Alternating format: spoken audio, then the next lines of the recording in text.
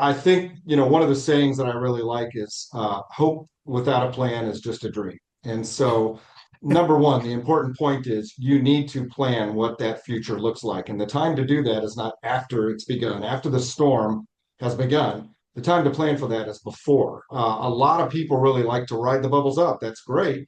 But they also write them back down because they don't want to mess it up. One of the common behavioral finance tenets is that the fear of doing something wrong sometimes outweighs the joy of doing something right, and so people tend to stay tight. And it's just easier for me not to move, not to look at it. Sometimes we'll see people encourage, don't open your statement, don't look at your statement. If you're in your 20s or 30s, that probably makes a lot more sense. But for those of our listeners who might be in their 40s, 50s, 60s, getting closer to retirement, you do need to take an active view of your overall portfolio. And again, look at your total risk across your asset classes and think about what the right mix of asset classes are, because there is a big difference between having conviction in your investments and complacency in your investments. Every cycle has investors who want to stay on the ship because, again, that feels like the safe decision to make, but it's important to have a plan. Well, yeah, hope is definitely not a strategy. Yep. I think we could have probably a whole episode on fear.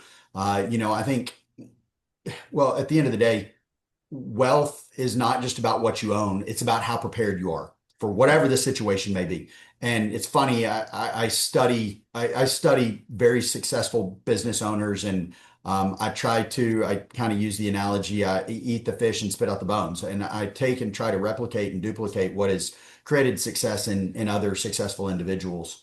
And, you know, if you look at the top 1%, what has made the top 1% where they are is not the industry that they're in. It's not the business that they're in. It's not the investment that they're in, because you can look at it and yes, real estate is a high percentage of wealthy and ultra wealthy, but oftentimes that's skewed a little bit because they may have created their wealth somewhere else and then they put it into real estate because they know the compounding effect of real estate. And so it skews those numbers a little bit.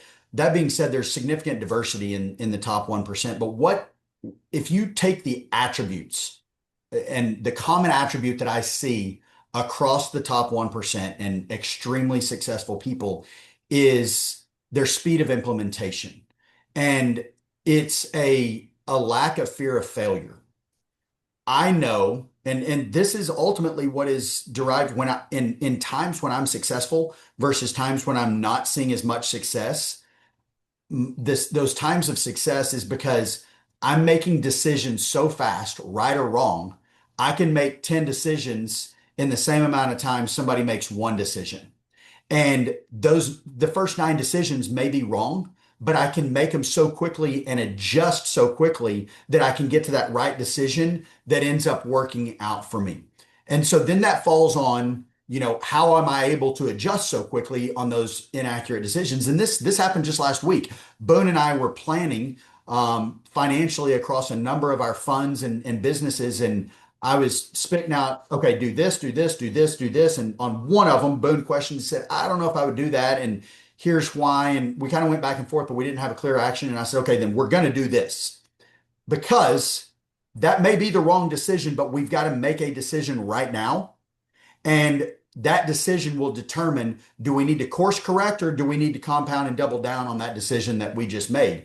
And so that goes back to that decision-making process. You have to have a way to manage it. And what I always say, that thing which doesn't get tracked doesn't get managed, and that thing that doesn't get managed doesn't get accomplished. So track the decisions that you make, manage how they go along the way, and then adjust accordingly so you can accomplish what you're trying to accomplish. And so, that's what I see within the wealthy. And so what they take into market changes like this or expected market changes is they don't try to take everything off the table. They understand that you're going to leave some chips on the table. You may take some money out of the equities market right now and you may see another 3 to 4% increase in the overall market. However, you mentioned earlier we're 13% up year over year. We're 59% up over the last 5 years. We're already down almost 2% day over day. But okay, let's take some money off the table right now. And maybe it goes ahead and climbs to 15, 16%, another 2 or 3% before it corrects. But when it corrects, it's going to correct significantly. I would rather leave that 2 or 3% off on the table, take a chance now, move money, and get in on a low market right now in real estate so that I can see it climb over the next 5 years by 50%, which real estate typically does after a correction, is it corrects and it outweighs where it was when it corrected within 3 to 5 years.